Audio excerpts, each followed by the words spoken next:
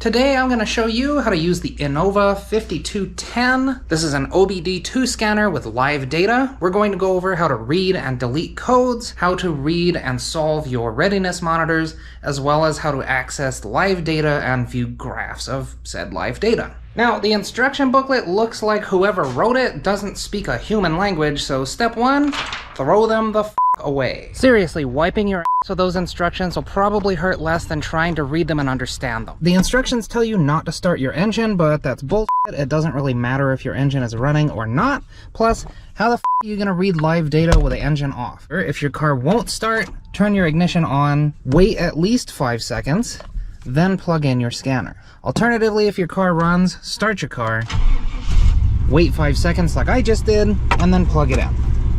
It's reading all the data, so it takes a minute. It also gives you this f***ing ad for Repair Solutions 2, and after you skip the f***ing ad by pushing this button, it'll tell you what your codes are. You can go down, it'll explain the fault to you, then it will show you the freeze frame from whenever this code was done. You just keep scrolling down, and then you can scroll through all the codes. To clear these codes, all you have to do is push the red key. That'll ask you if you want to clear everything, then you just say yes. And then once again, you get the f***ing ad for the f***ing app that I don't care about. Next up, we can hit System Status, go to ABS. I already have my vehicle programmed in here. Is this your vehicle? Yes. Stop lamp switch circuit. I already fixed that. Wheel speed missing. Yep, I already got that. I already did that. Yes. So we'll see if that does anything, but that's how you go through the ABS codes. Now, keep note of your IM monitor status up here. There's a slew of monitors up here, and the blinking red ones are the ones that are not ready. Thankfully, this tool gives you the instructions to clear your codes. All you have to do that is go to Menu,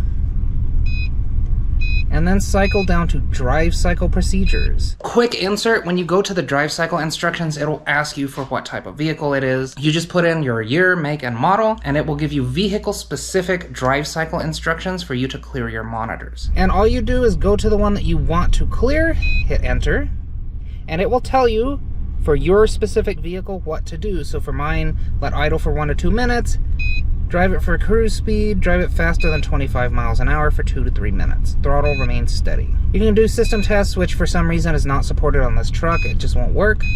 You can view vehicle information, do a battery alternator test, and you can do a service reset, which again, this truck doesn't have. Next up, you can view live data. All you do is push the LD button. It will read your data. My map sensor is unplugged still, so I'm fuel system 1 and 2 at an open loop fault.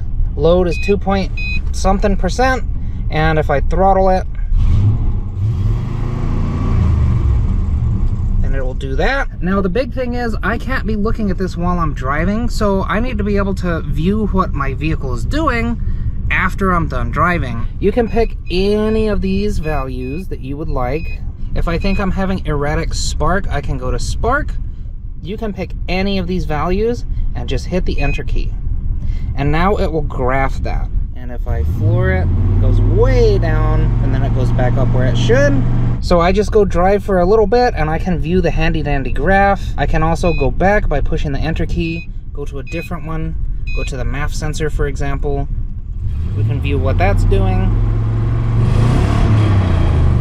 I will not go over the link button because I'm too scared to push it and I don't know what it does. So that's it. That's how you use the Innova 5210. This may apply to different Innova scanners as well. If you have any questions on the operation of this, comment below. I read all the comments and I will do my very best to help you. I'm not a professional, I'm not a mechanic, I'm just a hobbyist. But anyway, that's all I got for you. If this video was useful to you in any way, please give it a like. It really does help me out. And as usual, you be good while I'm gone, and I will see you next time. Have a good week.